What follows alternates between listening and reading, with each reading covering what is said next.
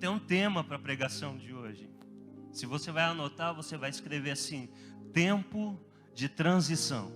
Mas hoje nós vamos andar sobre isso, o papel da profecia, da revelação e da intercessão para o tempo de transição. Amém? Eu quero começar lendo Lucas 23, 55. As mulheres que vinham seguindo a Jesus desde a Galiléia acompanharam a José de Arimateia, e contemplando o túmulo, viram como o corpo de Jesus fora colocado naquele local.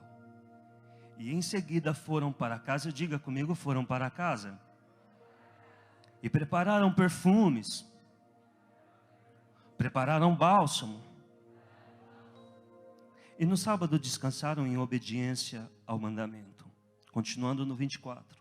No primeiro dia da semana, logo ao raiar da aurora, as mulheres levaram ao sepulcro as especiarias aromáticas que haviam preparado, e encontraram removida a pedra do sepulcro. Aleluia. E todavia, quando entraram, não acharam mais o corpo de Jesus. Ficaram pasmas, sem saber o que fazer. De repente, 2 homens com roupas que reluziam como a luz do sol se colocaram ao lado delas. Atemorizadas, as mulheres inclinaram o rosto para o chão. E nesse momento, os homens questionaram: por que procurais entre os mortos aquele que vive? Ele não está aqui, pois ressuscitou. Hoje o Senhor me escolheu aqui para estar aqui como o mordomo que vai servir vocês. Você é o garçom. Então diga assim para o seu irmão do seu lado: tem um banquete? Senta na mesa e come. Não perca nada. Amém? Eu acho tão tremendo. Há 2 semanas eu venho gerando uma palavra para poder liberar aqui. Eu tenho muita responsabilidade com as oportunidades que o Senhor dá para instruir a casa dele. E durante esse tempo eu queria falar das coisas que o Senhor está falando especificamente comigo, das coisas que eu estou ministrando para o meu povo, para mim mesmo. Eu estou trabalhando num tema de fé funcional, e eu falei, eu vou levar lá essa mensagem. Mas é bom ser obediente. É bom ser obediente. E nem sempre o que Deus está ministrando para mim, ou para o meu povo, é o que este povo está precisando. É bom ouvir o Espírito Santo. E o primeiro versículo que Deus me deu foi esse, eu não entendi o porquê. Eu falei, eu vou pregar sobre ressurreição, glória a Deus. Eu vou falar sobre ressurreição. E aí o Senhor me levou a ver um pouco da minha história e da minha caminhada com Cristo. E tem uma coisa que eu não costumo fazer nos púlpitos, é falar de mim. É falar da minha história, por entender que a palavra de Deus ela é muito rica e tem muitas coisas para ser dita. E por ter tanto conteúdo e tanta semente para liberar, eu quase não falo, nunca uso o púlpito para atrair a atenção. Mas o Espírito Santo começou a me lembrar de quando eu era pequeno. E minha família é uma família muito simples, muito humilde. E a minha mãe se converteu na Assembleia de Deus, Ministério de Belém, numa cidade que fica mais ou menos a 800 quilômetros daqui. É divisa com Mato Grosso, é a última cidade do estado de São Paulo, chama-se Presidente Epitácio. Minha mãe se converteu a Jesus Cristo. Eu tinha apenas 3 meses de idade, de nascido. E eu cresci debaixo dos bancos da Assembleia de Deus. Minha mãe ia para o ciclo de oração na quarta, me levava. E eu não podia dormir não, eu tinha que orar junto. Como foi bom orar junto. E minha mãe ia para a banda, no ensaio da banda, na sexta-feira eu ia também. Minha mãe ia para o ensaio do coral, eu ia também. Era ensaio de crianças no sábado, era escola dominical no domingo, era a semana inteira na igreja. Igreja boa, saudável. Igreja de palavra. Quantos homens de Deus passaram naquele púlpito. E eu fico me lembrando da época que eu era pequeno no Belém. Eu fico vendo o que Deus estava fazendo e forjando. Eu lembro de pregações quando eu era um menino. E eu fui crescendo naquilo. E era uma igreja saudável, uma igreja boa. Era vigílias até raiar do dia. Orações. A gente até se gabava de ser da Assembleia de Deus do Belém. E de repente, ao lado da minha casa, abriu-se um ponto de pregação de uma igreja chamada O Brasil para Cristo. Eu não sei como ela é aqui em São Paulo, mas lá era totalmente diferente da Assembleia de Deus. Na minha igreja era pecado bater palma, gente. Era. Não podia bater palma. E de repente chegou o Brasil para Cristo, abriu uma igreja, um ponto de pregação, e eles batiam palmas, e eles cantavam corinhos. Uau! Aquilo acendeu o meu espírito. E eu falei, mãe, eu quero ir lá.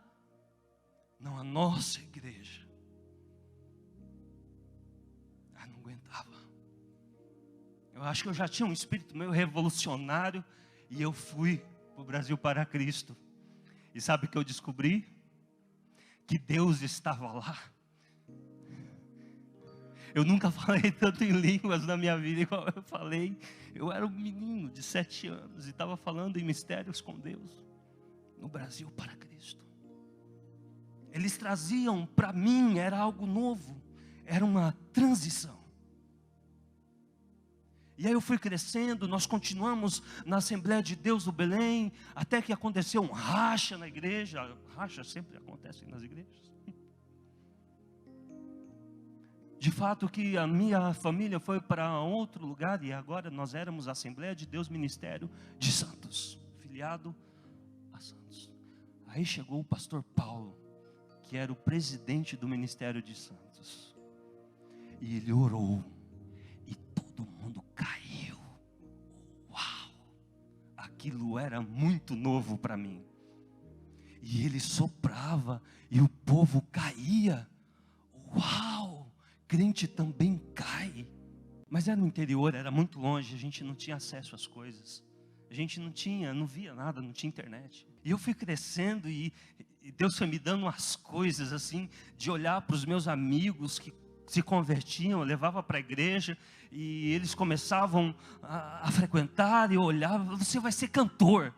Arranjávamos umas tribulação de uns playback, ensaiava uns desafinos, mas viravam cantor. E sentava e levava os meninos para a igreja, para casa, e lia a Bíblia com eles. Eu me lembro de um dia que nós estávamos estudando 1 Pedro, aquilo caiu no meu espírito. Eu era um menino, lendo 1 Pedro, aquilo saltando. Eu olhava para as pessoas menos prováveis da igreja, abraçava e falava, olha, você vai frutificar, você vai ser grande. E eu não entendia que Deus estava ali me chamando para um ministério de dar paternidade às pessoas. Eu era um menino, dando destino. Hoje um dos meus amigos que eu acompanhei e que eu ensinei a palavra, é vice-presidente da igreja em que eu nasci. Meu amado irmão Claudinei é vice-presidente da Assembleia de Deus do Ministério do Belém.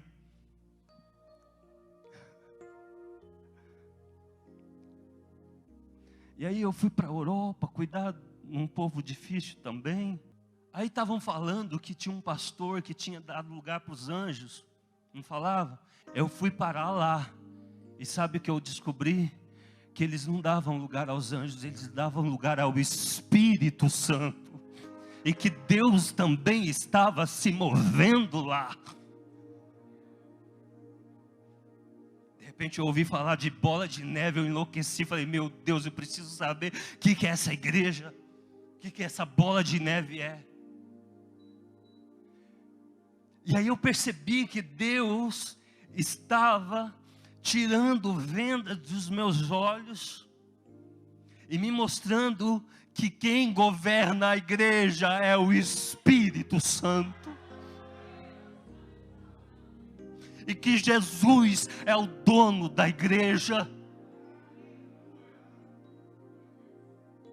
E eu disse: Deus, eu não quero ficar amarrado a placas, eu não quero ficar amarrado a tradições, eu não quero ficar no passado, eu quero aprender a olhar para todos os cantos e ver o que o Senhor está fazendo.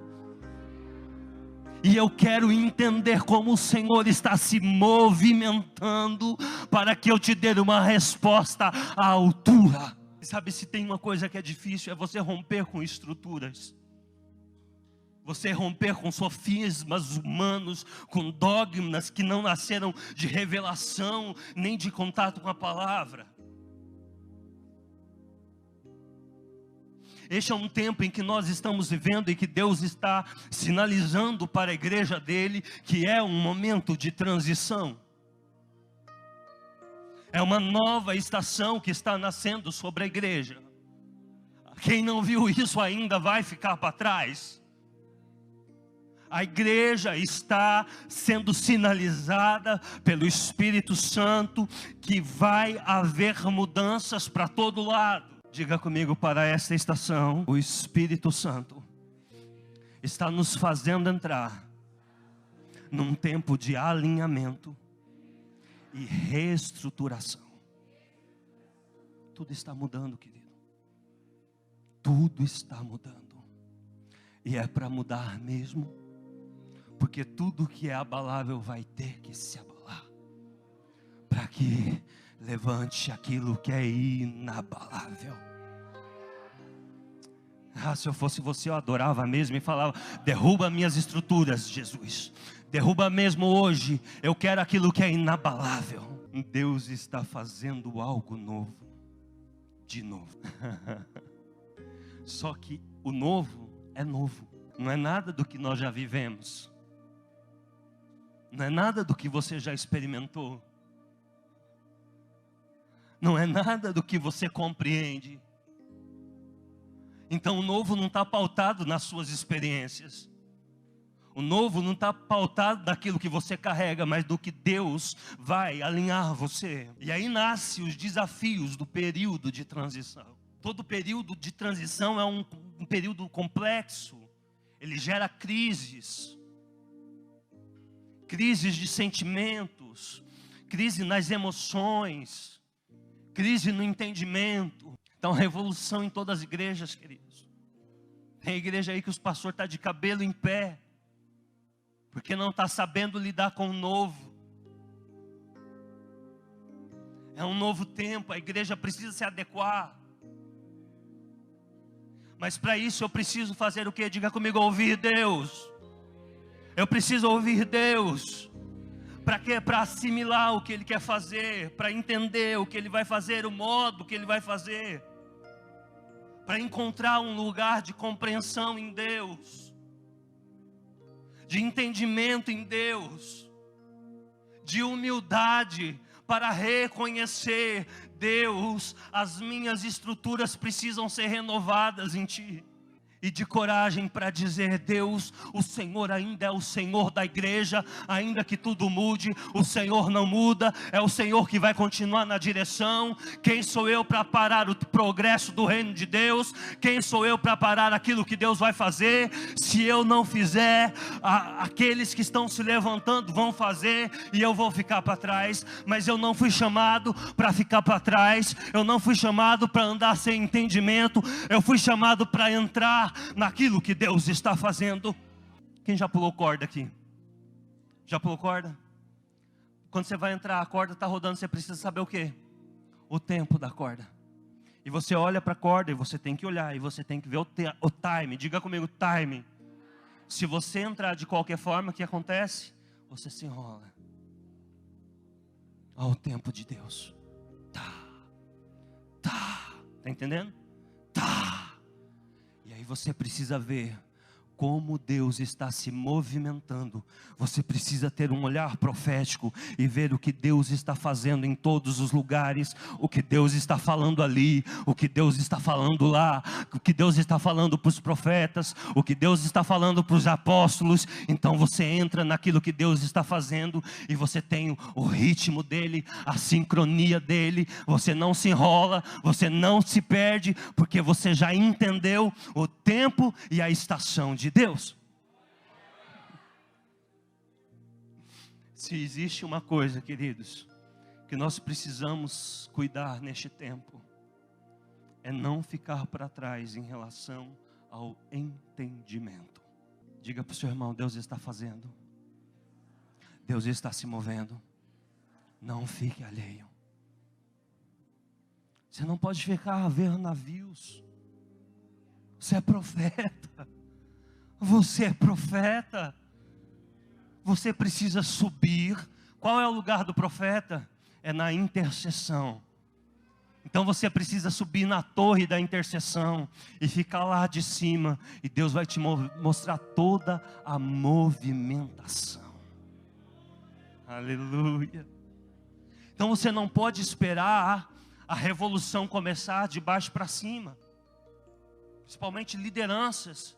Nesse tempo as lideranças não podem esperar as revoluções começar por baixo. Tem que começar nele. Todo mundo viu, menos quem deveria. Por que nós temos hoje, irmãos, igrejas evangélicas que estão parecendo católicas? Cheias de dogmas, cheias de liturgias. Sabe? A nuvem se moveu e eles ficaram para trás. Isso é triste. A igreja está entendendo que Deus está se movimentando. A igreja começou a entender agora que não é mais tempo de você chorar pelas suas listas de pedido. A igreja já está se livrando disso. Eu estou vendo essa movimentação. A igreja já está entendendo, já compreendeu que Deus não é um Papai Noel. Ele é um pai que tem um projeto, tem um propósito. Ele tem um reino, e nós somos filhos, e nós vamos ser co-herdeiros, e é por isso que Ele está nos chamando para sermos cooperadores de Deus, para nos envolvermos naquilo que Ele está fazendo. A igreja já entendeu, então não tem mais lugar para manipulação. Não tem. Manipula aqui, sai pelo outro lado. Não tem mais lugar para o militarismo. Não dá mais para conduzir a igreja a fogo e ferro. Não tem mais lugar para mão de ferro. Não tem mais lugar para chantagem espiritual. Se você não ficar aqui, eu vou te amaldiçoar. A igreja descobriu que isso não funciona. E sabe que a igreja está indo? Ela está indo em direção à nuvem, porque a igreja é do Senhor Jesus. Ela não fica para trás. A igreja não fica para trás. O reino é avante, o reino vai para frente. E quem quiser segurar a igreja vai ficar sozinho para trás, porque aqueles que estão debaixo da nuvem estão dentro do posicionamento que Deus quer. Agora, quem é que vai perceber isso? Quem é que percebe essa movimentação? Os profetas, os atalaias, os intercessores. É quem está no lugar que deveria estar. É quem está se movimentando nas regiões celestiais. Tudo que Deus começa, Ele começa no céu, a partir do céu. Então nós precisamos deixar este nível e subirmos em oração, em posicionamento, em entendimento. É por isso que a igreja hoje ela vai ter que arrumar um lugar para ela reconhecer os profetas e fazer os 5 ministérios funcionar biblicamente. Eu não sei o que ela fez para esconder, mas ela precisa do ministério profético, porque são os profetas. Os profetas, eles têm o papel de ver primeiro. Eles são os intercessores, porque se tem uma qualidade que profeta precisa entender, é que ele tem que se responsabilizar pela profecia que Deus deu a ele. Que a palavra de Deus diz que nós somos cartas vivas, não somos o carteiro. Não é chegar e entregar a mensagem, tchau. Não, é se comprometer com aquilo que Deus está falando. Deus te mostrou, então você vai ter que passar madrugadas de joelho, orando para que Deus gere pessoas, para que Deus gere o ambiente, para aquilo que Ele mostrou venha à tona. Ah, mas o ministério profético é problemático. Isso só mostra uma coisa, a nossa deficiência no entendimento do que é o ministério profético. Ah, mas houve muita profetada. Isso não tira a genuinidade do dom e da ferramenta que Deus deu para a igreja. Ah, mas os profetas duraram até João. A profecia acerca de Cristo durou até João, porque Cristo veio e se cumpriu. Mas o ministério profético, ele continua, ele é válido, ele é genuíno. E o apóstolo Paulo nos ensina: buscai com zelo todos os dons, e principalmente o de profetizar. O desejo de Moisés era que todo Israel profetizasse. Quem dera que todo Israel profetizasse. Mas o clamor de Moisés teve uma resposta em Paulo, que diz: todos vocês podem profetizar. Todos vocês podem profetizar. Todos vocês podem profetizar. Todos vocês podem profetizar. Todos vocês podem profetizar. Quem é que pode profetizar? Quem é que pode profetizar? Mas só pode profetizar aquele que ouviu Deus.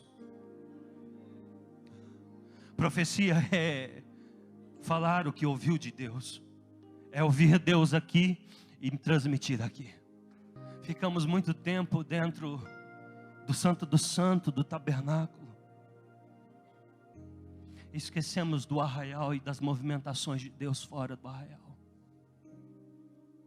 Ficamos muito tempo dentro do serviço do tabernáculo. E esquecemos que tem uma nuvem lá fora. É por isso que a igreja precisa que os profetas estejam nos lugares estratégicos. Porque é o profeta que vê a nuvem se movimentar. Jesus está andando em Israel, curando os enfermos, limpando os leprosos. E lá dentro do tabernáculo estão os sacerdotes, os escribas e os fariseus, aguardando o Messias. Eles estavam lá dentro do tabernáculo e não viram que a nuvem se movimentou e o que o Messias estava entre eles. Sabe, queridos, há um senso de urgência de você não perder o time de Deus. Há um senso de urgência de você não perder o bonde, de você não ficar para trás no que Deus está fazendo. O que você está fazendo, Jesus? Você está curando no sábado. Sabe o que Jesus estava fazendo? Quebrando paradigmas, destruindo estruturas de homens. Jesus estava dizendo para eles: eu só faço aquilo que eu vejo o meu Pai fazer. Meu Pai trabalha e eu também trabalho. Marcos 2:22, e ninguém deita vinho novo em odres velhos, de outra sorte o vinho novo se rompe e os odres entorna-se o vinho, os odres estragam-se. O vinho novo deve ser deitado em odres novos. O vinho novo deve ser deitado em odres novos. São odres, estruturas mentais. Então, nós estamos num período de transição. E há vários riscos no período de transição. Porque tem risco, eu não vou. Não é porque é arriscado, eu vou ficar para trás. Se um barco ele tem um destino, ele precisa ter um porto.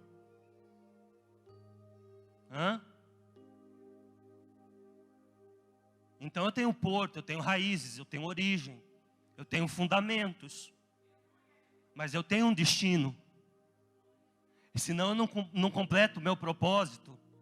Senão eu não tenho utilidade, não tenho serventia. Do que serve um navio atracado no porto? Eu preciso sair do lugar do conforto, do lugar do não perigo, atravessar águas profundas. Eu preciso atravessar tempestades, mas eu preciso crer que Deus está no meu barco e que eu vou chegar no meu destino. Um barco pode ter destino, mas se ele não tiver um porto, ele não é enviado. Entende o que eu quero dizer? Precisamos cumprir o propósito. Então eu tenho uma classe de pessoas que elas não querem ter porto. Elas não estão preocupadas com as origens e com as raízes. E são as que sacrificam coisas cruciais, importantes, raízes, bases. E tem as outras que não querem sair do porto e não chegam ao destino. A revelação de ontem foi para ontem. A revelação de ontem foi para ontem. A revelação de hoje é para hoje. Não existe um versículo que diz que a palavra de Deus se renova a cada dia. Existe que a misericórdia se renova a cada dia. A palavra é a mesma. O fundamento é o mesmo. Deus é o mesmo. Ele não muda. Mas a misericórdia se renova. E porque a misericórdia dele se renova, o tratamento dele se renova. O modo dele agir e operar com as pessoas também se renova. Está entendendo, querido? Deus é o mesmo, ele não vai mudar.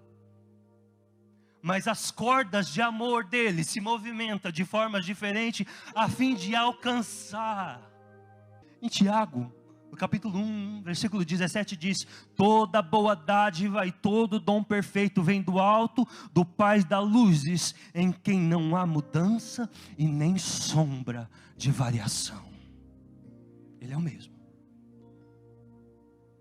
Hebreus 13:8 diz: ele é o mesmo ontem, hoje e eternamente. Ele é o mesmo. Ele continua amando. Ele continua sendo Deus. A palavra dele também é imutável. Em 1 Pedro 1, 23 e 25 diz: fomos de novo gerados pela semente incorruptível, que é a palavra viva de Deus, que não muda, mas permanece para sempre. 1 João 22, 17 diz: irmãos, não vos escrevo um mandamento novo. Fica ligado nesse versículo. Não vos escrevo um mandamento novo, mas o mandamento antigo, que desde o princípio tivestes. E este mandamento antigo é a mesma palavra de Deus que ouvistes desde o princípio. Como não era novo? Se Jesus veio, abalou tudo, tirou as cascas, e agora João vem e fala que esse é o mesmo mandamento desde o princípio. Sabe o que ele está dizendo? Deus mudou a forma de tratar com vocês, mas o princípio de Deus é o mesmo. Abre a mente, solta da religiosidade, abre a mente e se mova debaixo da nuvem. Quanto maior for seu apego às estruturas, mais difícil vai ser de você entrar na movimentação da nuvem de Deus. Mais difícil vai ser de entrar no que Deus está fazendo. Nós queremos mudar só aquilo que não nos toca. Só aquilo que é confortável para nós, aquilo que não nos tira do holofote. Aí nós queremos mudar. Quando Isaac nasceu, o nome dele, Isaac, tem a ver com riso, com alegria. É claro que Abraão ficou muito alegre quando ele nasceu. Era o filho da promessa. Mas sabe quando ele desmamou? Abraão fez uma festa. No lugar de maturidade. O lugar de maturidade é o lugar que Deus vai olhar para você e vai dizer: este é o meu filho amado, em quem eu tenho muito prazer. Então nós temos insistido de uma maneira rixosa, uma maneira retrógrada, teimosa, de investir o nosso tempo construindo o novo de Deus em bases erradas. Temos acesso à revelação. Hoje tem internet, tem tecnologia. E aí a gente vê Deus se movendo lá, Deus se movendo aqui. E a gente olha, Hillsong pintou de preto, a gente pinta também. A Betel colocou uns madeira rústico, aí todo mundo copia. Não é ruim ter referências. A gente vê as pessoas estratégicas, as pessoas pontuais que Deus está levantando, aí a gente corre, quer estar junto, quer aprender. Ótimo, é isso mesmo. Diga comigo: o maior perigo da transição não é a intensidade de ser genuíno. Porque a gente vê as mudanças e a gente copia o externo. A gente vê as pessoas se movimentando, a gente vê as igrejas mudando. E aí, eu creio que o pastor Campassi deve passar por isso. Na igreja tal, eles fizeram assim, vamos fazer também. É meio que uma identidade aqui do Brasil de olhar para fora e copiar o raso. Encher uma igreja, 1 milhão de membros. Mas o que eles fazem? É célula. A gente veio, abrimos células. Mas esquecemos de copiar a vida de oração que eles têm. Esquecemos de copiar que eles vão para os montes e eles ficam semanas em jejum e oração.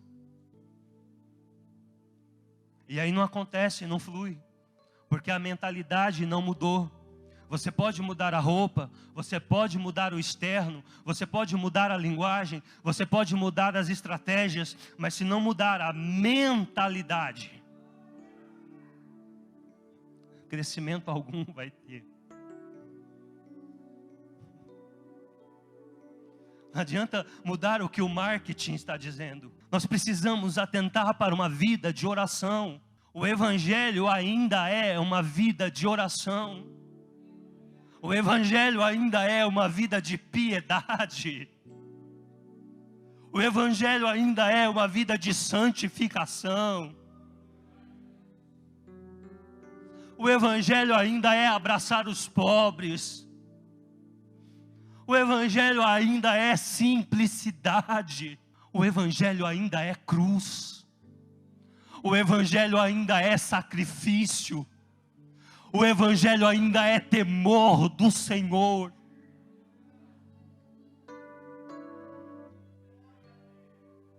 O evangelho ainda é obediência. É o nosso porto. Não tem destino se não tivermos esse porto. Então o Espírito Santo, Ele está aqui esta noite. E se tem uma coisa que você precisa fazer, é falar: Espírito Santo, abre a minha mente. Faz isso, faça isso agora. Espírito Santo, abre a minha mente. Desfaz as minhas estruturas de religiosidade. Eu quero entrar no teu novo. Eu quero estar pronto para o tempo novo. Eu ministro numa escola, chama Casa de Efraim. Casa de Efraim é uma escola de intercessão. E o nome Casa de Efraim dá-se por causa da tribo de Efraim. E uma das responsabilidades do serviço da tribo de Efraim era ser guarda em Israel. No livro de Oséias, no capítulo 9, versículo 8, nós encontramos um versículo que diz: Efraim era vigia junto com meu Deus, Vigia é o atalaia, vigia é o guarda, vigia é o intercessor, é o que está na brecha, é o que está olhando. E o papel da tribo de Efraim era ficar nos locais estratégicos, em cima dos montes, em cima das fortalezas, em cima dos muros. E eles ficavam atentos a toda a movimentação do arraial. Eles ficavam atentos lá fora para ver se o inimigo se aproximava. Eles ficavam lá dentro para ver se tinha alguma coisa que precisava intervir. Eles estavam de olho. Eles ficavam nas brechas. Ficavam em pontos estratégicos. E uma das funções que eu acho mais lindas e proféticas dessa tribo é que eles vigiavam a nuvem.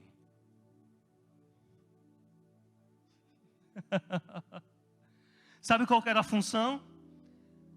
Chegava o turno do atalaia e o vigia.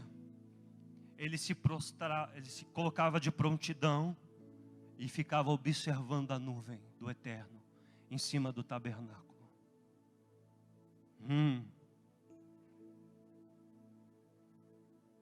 Ei, intercessor, você está vendo a nuvem? Você está aguardando a nuvem? E quando ele via que a nuvem do eterno se movimentava, ele saía correndo no meio de todo o arraial e dizendo: Deus está se movendo, há uma nova direção, vamos, arrumem suas tendas, vamos, a nuvem está se movimentando. E aquele senso de urgência de colocar toda a nação para caminhar para a nova direção que Deus estava dando. Eu não sei você, mas isso já caiu no meu espírito e eu já entendi o que significa isso. Sabe o que estava escrito no estandarte da tribo? Está em Números 10:34. Estava escrito assim: e a nuvem do eterno ia sobre eles de dia, e quando partiam do acampamento. Ah, querido, se nós soubéssemos a importância do ministério de intercessão, do ministério profético.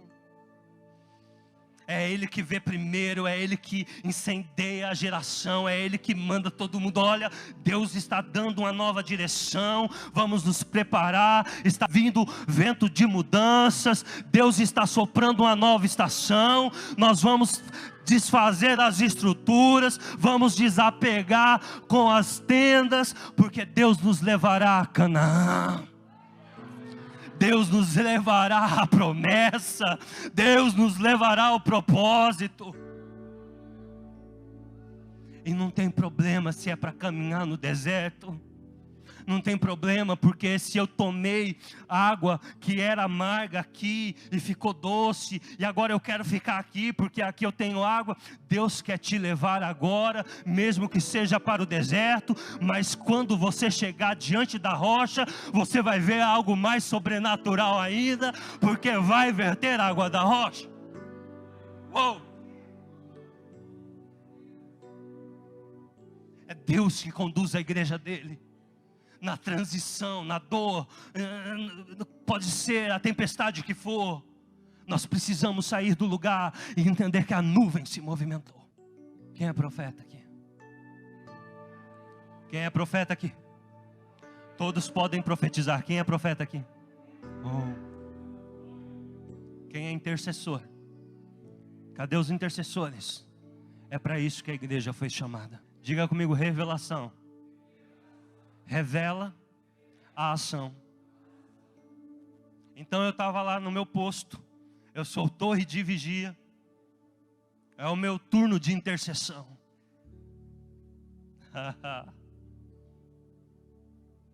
Aí Deus falou: eu vou movimentar a nuvem.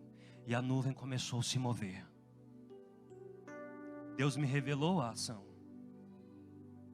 Eu tive uma revelação. Mas eu tenho pessoas as quais eu cuido. Então eu tenho que correr por elas e avisar: olha, a nuvem vai se mover. Aleluia. Jeremias, no capítulo 1, versículo 9 e 10. O Senhor tocou a minha boca e me disse: eis que ponho as minhas palavras em tua boca. Ponho-te neste dia sobre nações, sobre reinos, para arrancares e para derribares, para destruíres e para arruinares, e também para edificares e plantares. Diga comigo: Deus, antes de construir, Ele destrói. Deus, antes de plantar, Ele arranca. Deus, antes de me colocar na terra prometida, me arranca do deserto e me faz peregrinar debaixo da nuvem dele, e este é o lugar que eu fui chamado, e eu não vou sair e nem vou ficar para trás. Aleluia!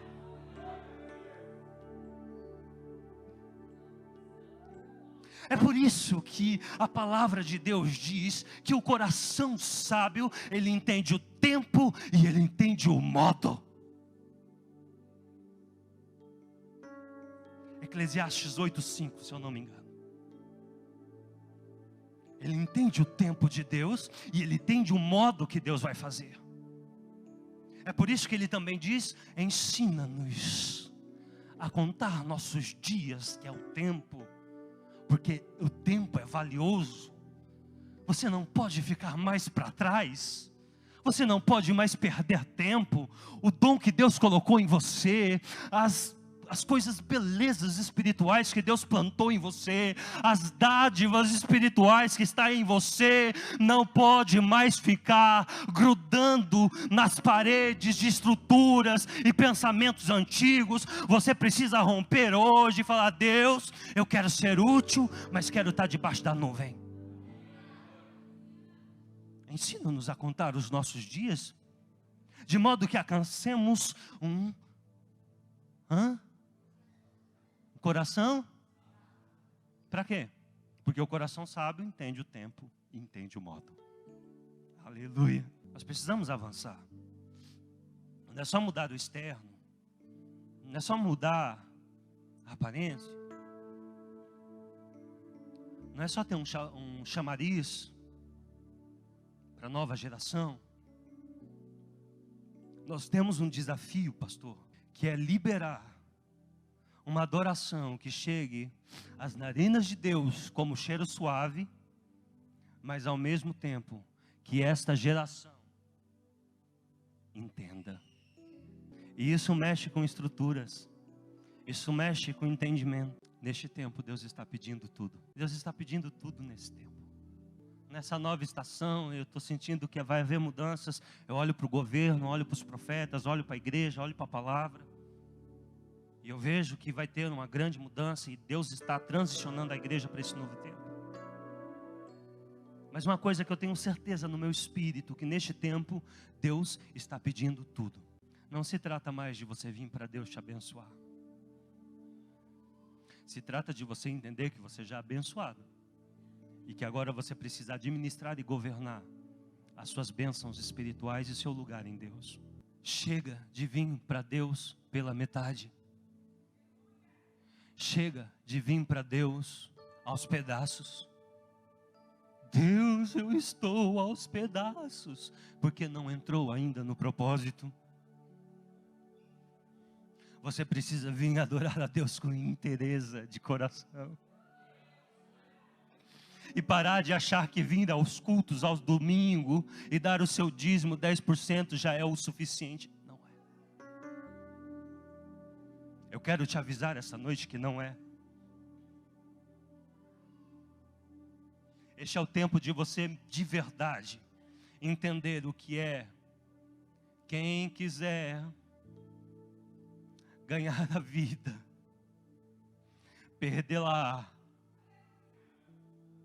é o que nós estamos precisando pregar. E eu fico vendo quando Jesus chamou os discípulos e mandou eles. Em Mateus 10, ele falou para os discípulos: olha, vão pelas aldeias, vão pelas cidades, curai os enfermos, limpai os leprosos, expulsai os demônios, pregai é chegado o reino de Deus. uma das condições que Jesus deixou é que eles não deveriam entrar em casas que não tivesse o valor daquilo que eles carregavam. Jesus disse assim para eles: olha, procurem casas dignas.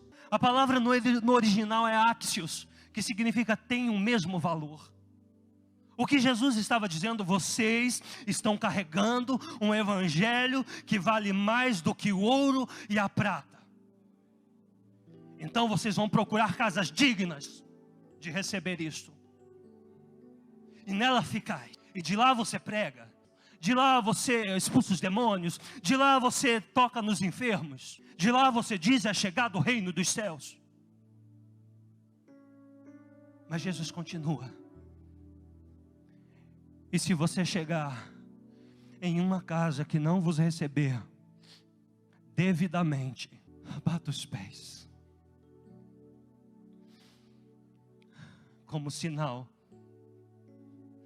a poeira que subir naquela casa, eu vou ter mais misericórdia de Sodoma e Gomorra do que a casa que não recebeu dignamente o evangelho do reino.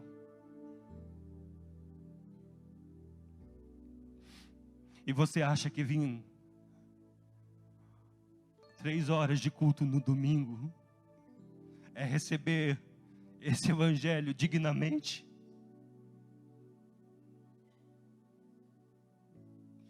Para todo aquele que se humilhar, Ele vai fazer tudo novo de novo. Nós precisamos nos humilhar diante de Deus e falar: Deus, eu preciso valorizar o que eu estou carregando. Eu preciso valorizar esse ouro, essa joia, essa essência, esse presente que é o evangelho e a tua poderosa palavra. Um dia Davi estava num período de transição. Ele estava saindo da casa do pai dele para entrar no palácio. Samuel já tinha chegado lá e já tinha vertido azeite sobre a cabeça dele. Samuel já tinha dito: olha, você vai ser rei de Israel.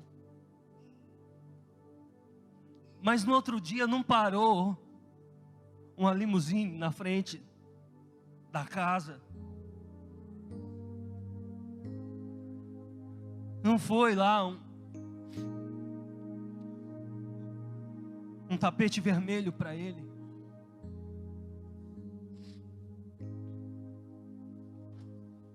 Mas ele estava num período de transição. E de uma forma ele conseguiu chegar no arraial. Você se lembra dessa história, amém? Eu não vou pregar isso.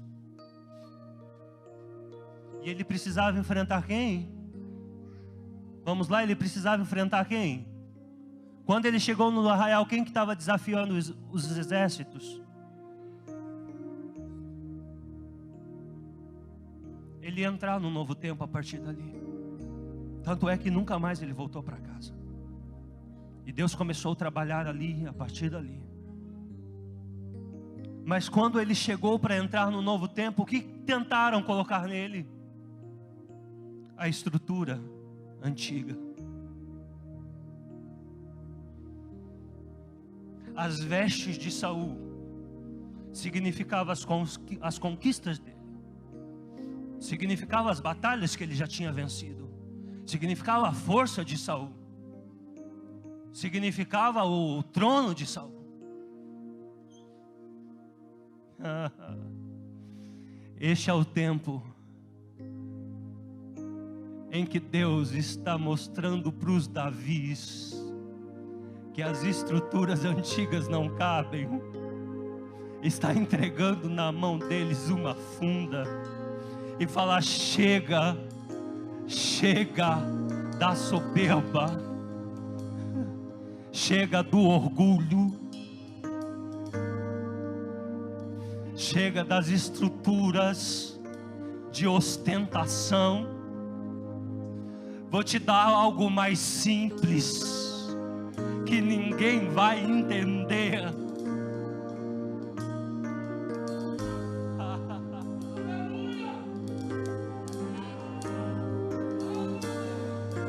Cadê os Davis que estão largando as armaduras de Saul? Cadê?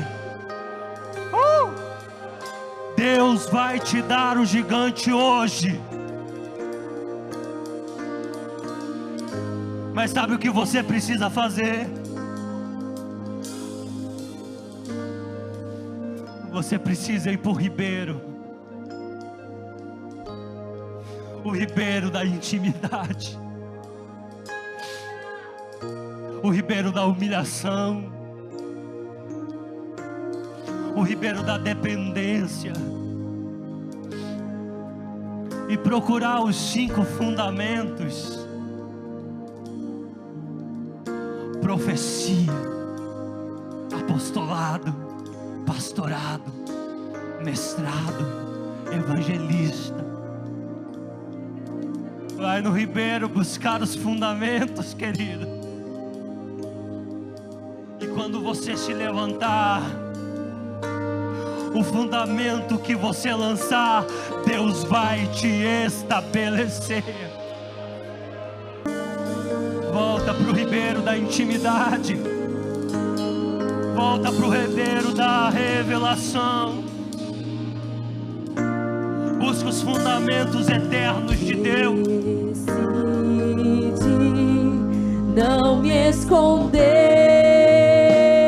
de ti.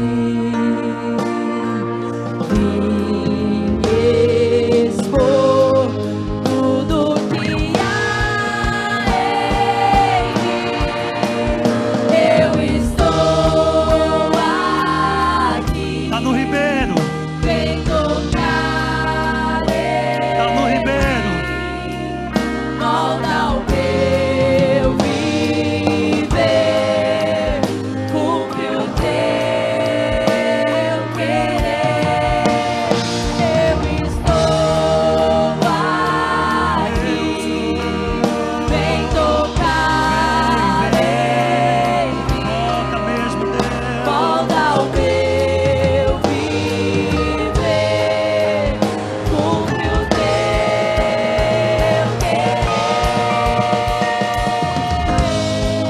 Oh,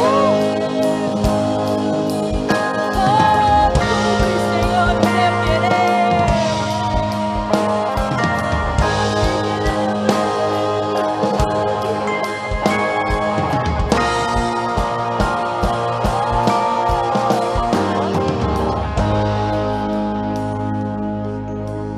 Evangelho de João, no capítulo 12.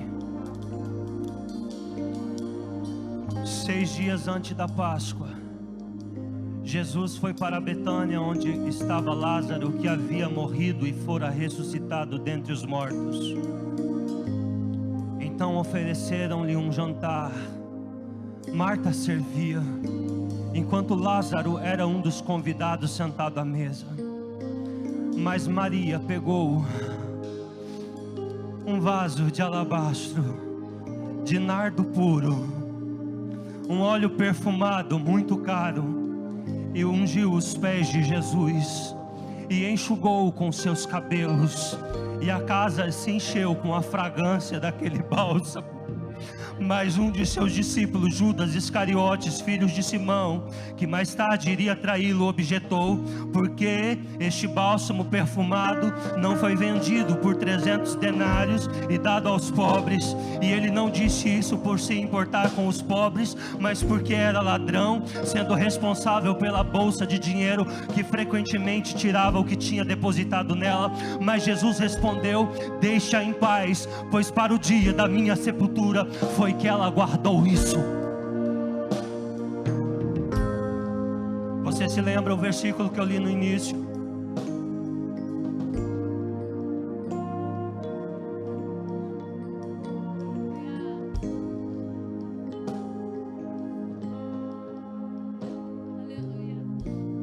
Duas mulheres preparam um bálsamo e vão para o sepulcro procurar um Jesus morto que já estava vivo.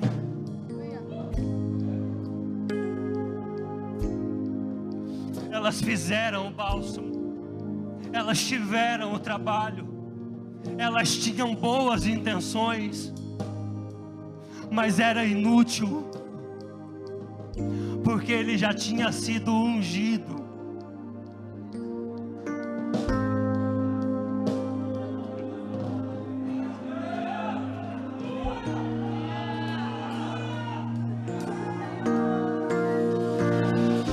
Quem ungiu ela? Quem todos olhavam e via o Cristo vivo, mas ela olhou e viu que Jesus era o Cordeiro morto antes da fundação do século. Ela tinha a nuvem, ela se movimentava, ela não ficou para trás. O serviço dela não foi inútil.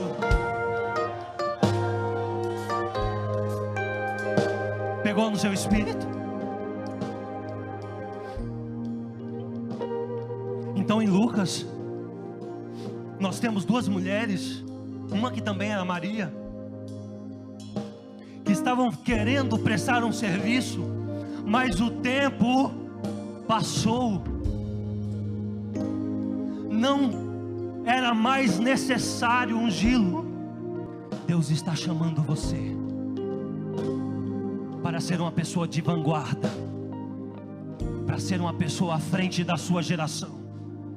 Quando as pessoas estiverem pensando em desarmar as tendas, você já está com a mala debaixo do braço e falou: a nuvem já está indo e eu vou atrás.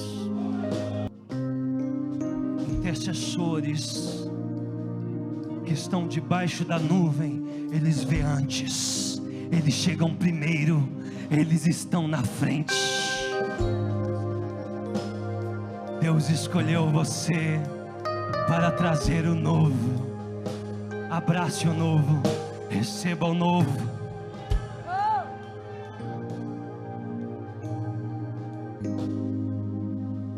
Você se lembra de Noé? O que foi mais difícil para Noé? Construir uma arca durante 100 anos? Ou reconstruir o mundo?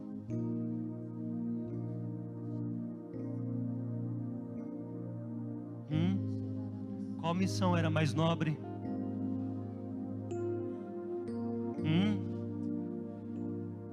Qual missão era mais nobre, querido? Reconstruir.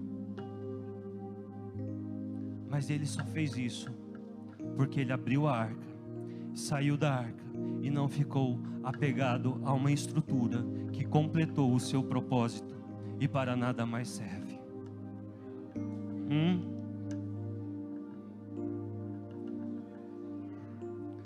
Você está aí com o seu vaso de alabastro?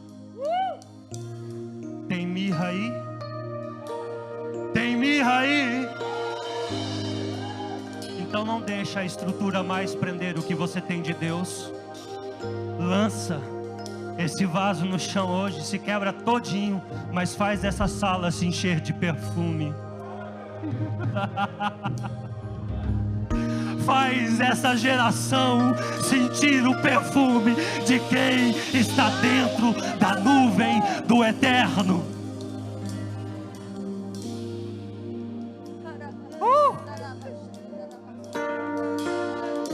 Solta o nardo com sua adoração.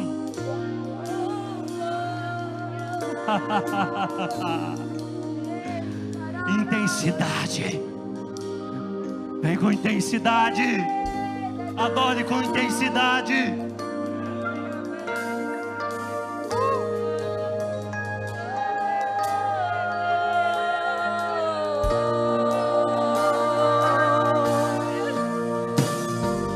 A esperança para aquele que crê. A esperança para quem se humilhar. Essa é a hora que Deus vai fazer tudo novo, tudo novo. A esperança para aquele que crê. A esperança para quem se humilhar.